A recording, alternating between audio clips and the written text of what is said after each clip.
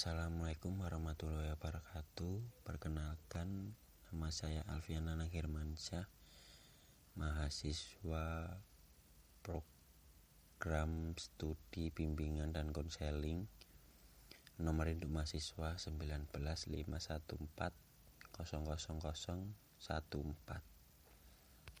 Di sini saya akan membawakan materi Allport dalam psikologi individual. Kajian Allport yang mendalam mengenai individu konsisten dengan penekanannya atas keunikan dari setiap manusia.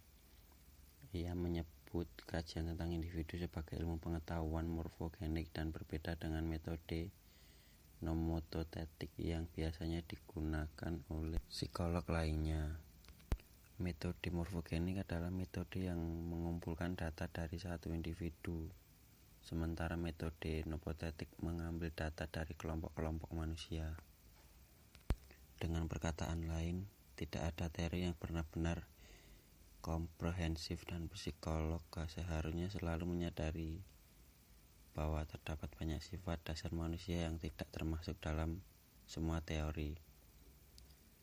Allport lebih memilih teori yang luas dan komprehensif daripada teori yang sempit dan spesifik, walaupun teori tersebut tidak menghasilkan banyak hipotesis yang dapat diuji coba. Biografi Gordon Allport. Gordon Allport lahir pada 11 November 1897 di Montezuma, Indiana, sebagai anak keempat dan anak bungsu laki-laki dari pasangan John E. Allport dan Nellie West Allport. Ayah Allport melakukan beberapa bisnis belum menjadi dokter di saat yang hampir bersamaan dengan waktu kelahiran Gordon. Kekurangan fasilitas kantor dan klinik yang memadai, Dr. Allport mengubah rumahnya menjadi suatu miniatur rumah sakit. Di dalam rumah terdapat pasien dan suster serta didominasi oleh atmosfer yang bersih dan steril. Allport mudah mengembangkan minat awal pada pertanyaan-pertanyaan religius dan filosofis serta mempunyai lebih banyak fasilitas untuk membaca daripada bermain.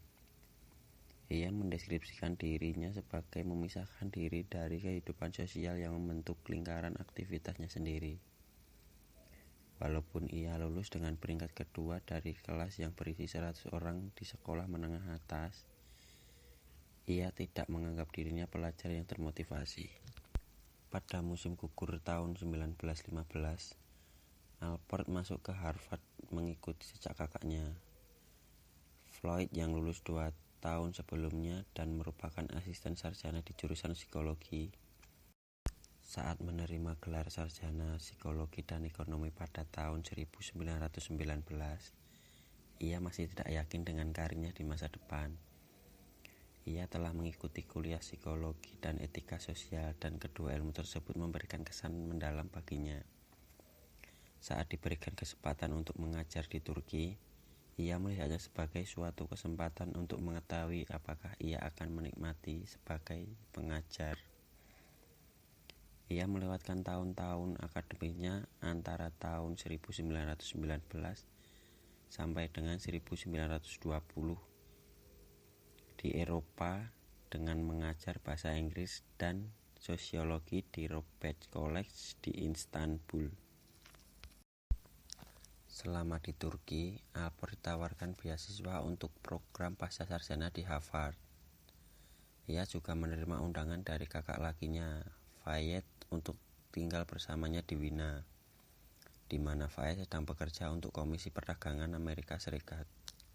Saat kembali ke Amerika Serikat, Allport langsung mengikuti program PhD di Harvard. Setelah menyelesaikan program doktornya, ia menghabiskan waktu selama 2 tahun untuk belajar di Eropa, di bawah arahan psikolog-psikolog Jerman ternama. Pada tahun 1924, ia kembali lagi ke Harvard untuk mengajar mata kuliah mengenai psikolog kepribadian. Dalam autobiografinya, Allport mengatakan bahwa mata kuliah ini adalah mata kuliah kepribadian pertama yang diajarkan di Universitas Amerika. Setelah memulai karir mengajar di Harvard selama 2 tahun, Alport mengajar di Dartmouth College. 4 tahun kemudian ia kembali ke Harvard dan menetap di sana selama karir profesionalnya. Pada tahun 1925, Alport menikahi Ada Lovelace Gould yang ditemui ketika keduanya merupakan mahasiswa pascasarjana. Ada Alport yang menerima gelar master dalam bidang psikologi klinis dari Harvard, mempunyai pelatihan klinis yang kurang dikuasai suaminya. Ia merupakan kontributor utama untuk beberapa hasil kerja Gordon, terutama 2 studi kasus Jenny Gough Masterson dan kasus Marion Taylor yang tidak pernah dipublikasikan. Apakah itu kepribadian? Pada tahun 1937, Alport mengeluarkan definisi yang ke-50 yang berbunyi organisasi dinamis dari sistem psikofisik individu yang menentukan caranya yang khas untuk menyesuaikan diri dengan lingkungannya. Pada tahun 1961, ia telah mengubah frasa terakhirnya menjadi yang menentukan karakteristik perilaku dan pikirannya. Kata lain yang digunakan dalam definisi yang mengimplikasikan tindakan adalah menentukan, yang memberikan gagasan bahwa kepribadian adalah sesuatu dan melakukan sesuatu.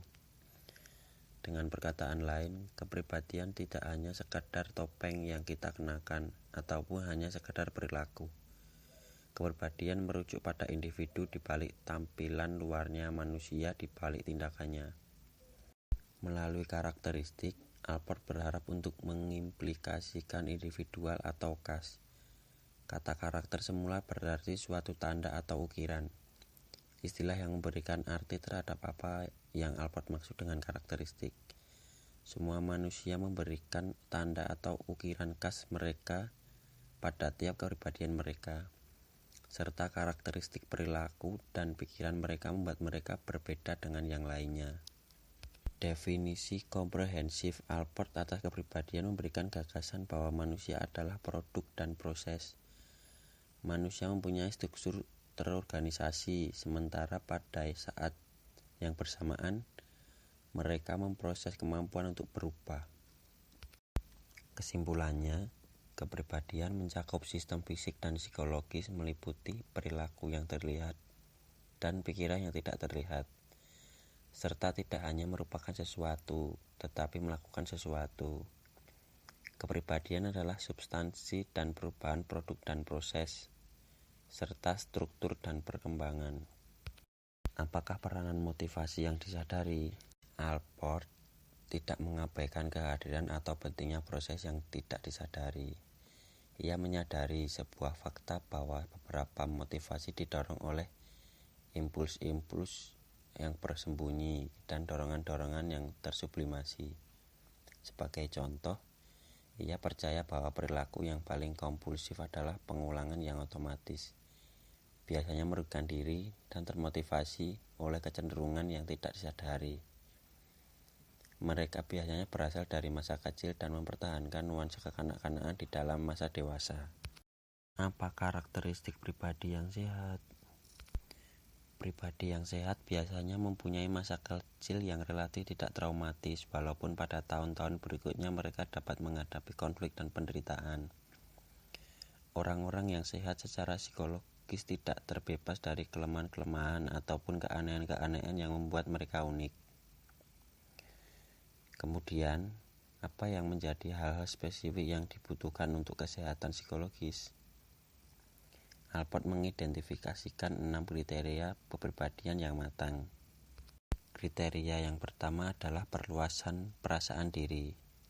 Pribadi yang matang terus mencari untuk dapat mengidentifikasi diri dan berpartisipasi dalam kejadian yang terjadi di luar diri mereka. Yang kedua, kepribadian yang matang memiliki karakter berupa hubungan yang hangat dengan orang lain. Mereka mempunyai kapasitas untuk mencintai orang lain dalam cara-cara yang intim dan simpatik dengan orang lain. Tentu saja, hubungan yang hangat sangat tergantung pada kemampuan seseorang untuk memperluas perasaan diri mereka. Kriteria yang ketiga adalah keamanan emosional atau penerimaan diri.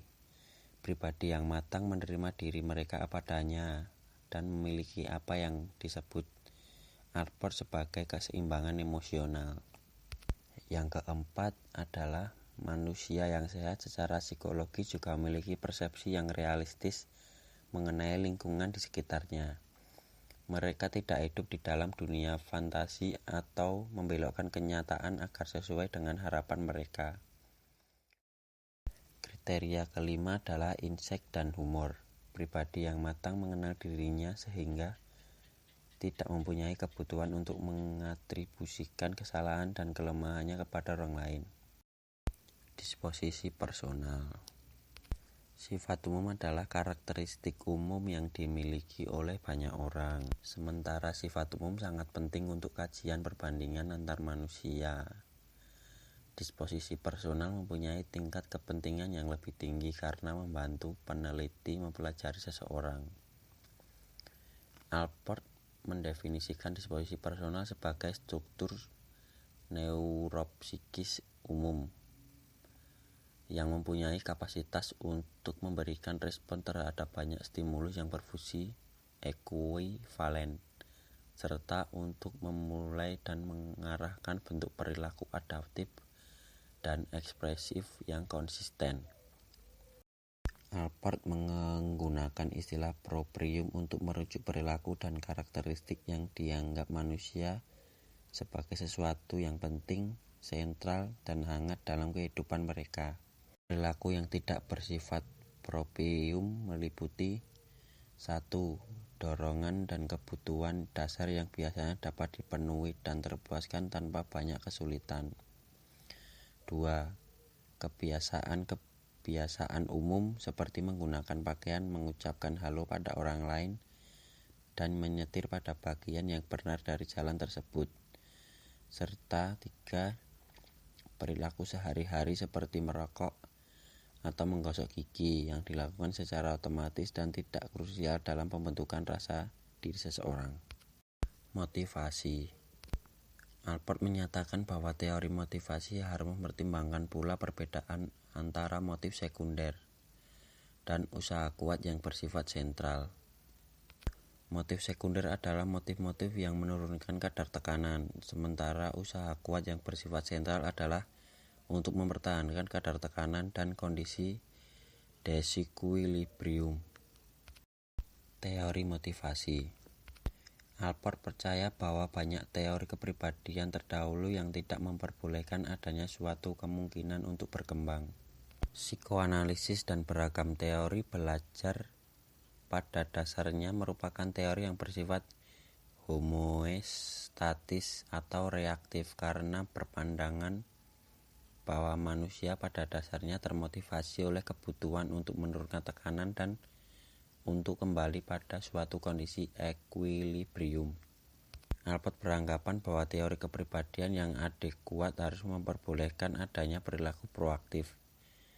Teori tersebut harus dapat memahami bahwa manusia bertindak secara sadar dalam lingkungannya, dalam cara-cara yang mengakomodasi pertumbuhan menuju kesehatan psikologis.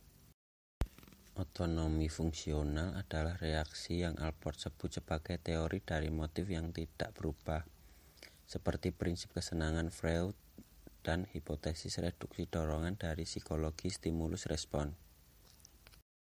Kajian tentang individual.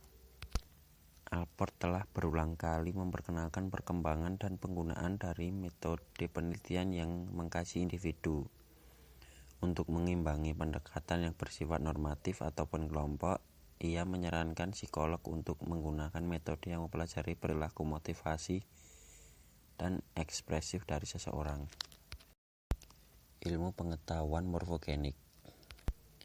Alport membedakan antara dua pendekatan ilmiah, yaitu pendekatan nomotentik yang mencari hukum-hukum yang umum dan pendekatan ideografik yang merujuk pada kekhasan suatu kasus. Oleh karena itu, istilah ideografik sangat sering disalahgunakan, disalahartikan, dan disalahbunyikan, tercampur dengan istilah ideografik atau representasi dari ide menggunakan simbol grafik. Alport berhenti menggunakan istilah tersebut dalam tulisannya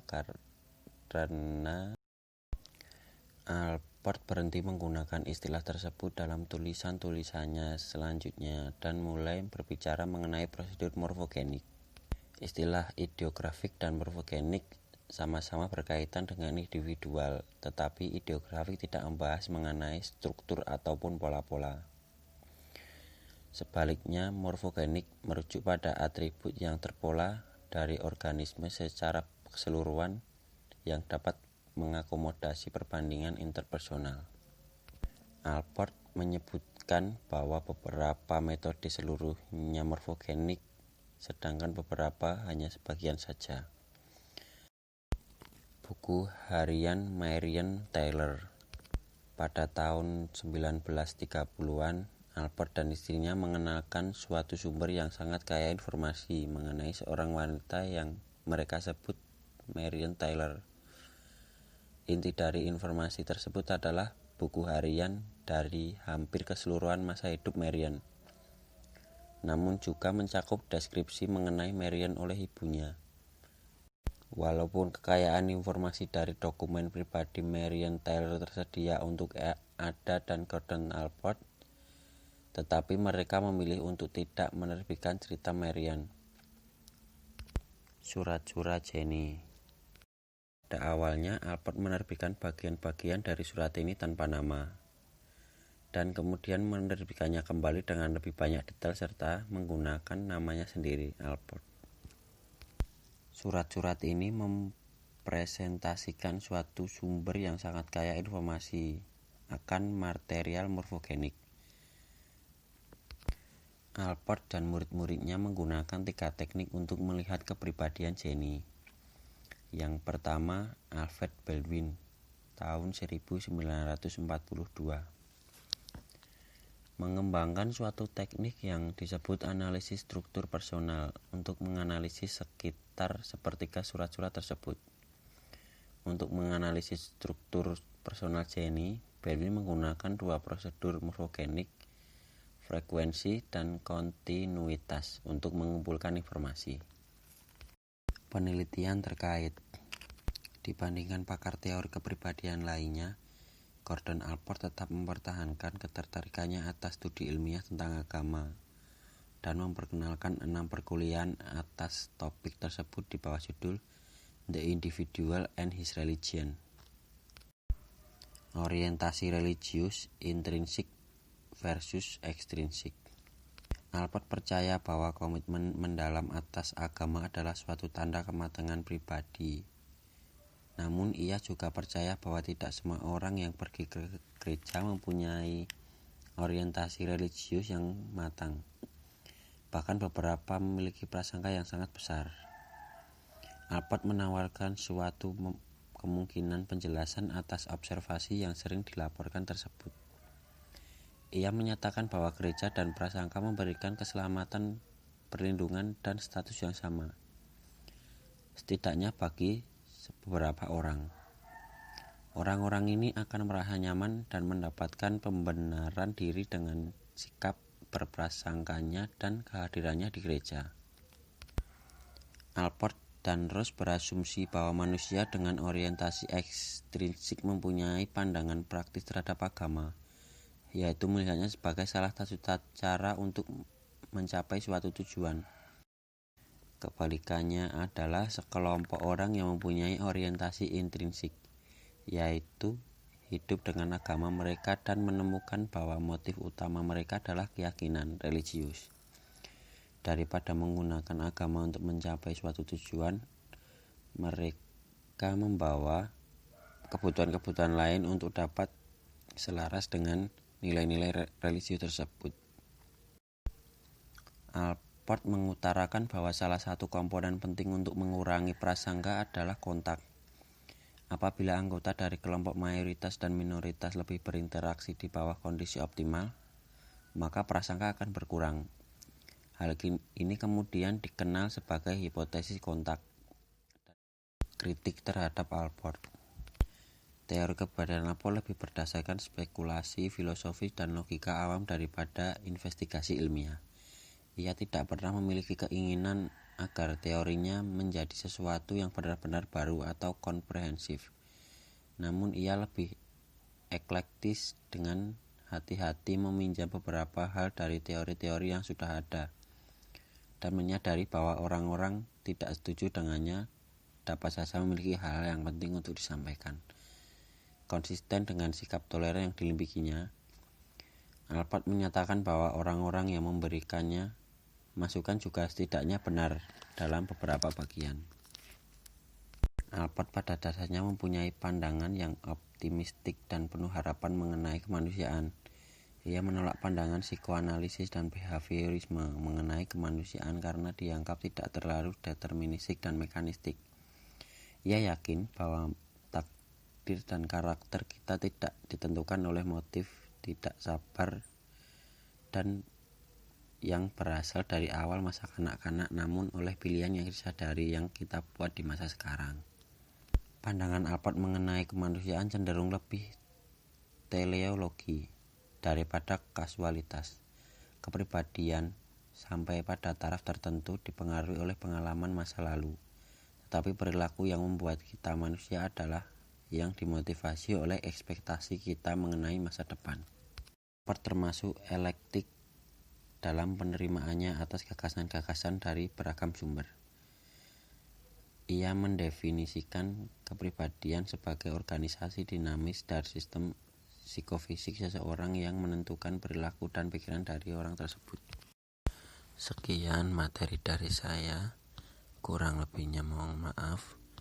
Wassalamualaikum warahmatullahi wabarakatuh.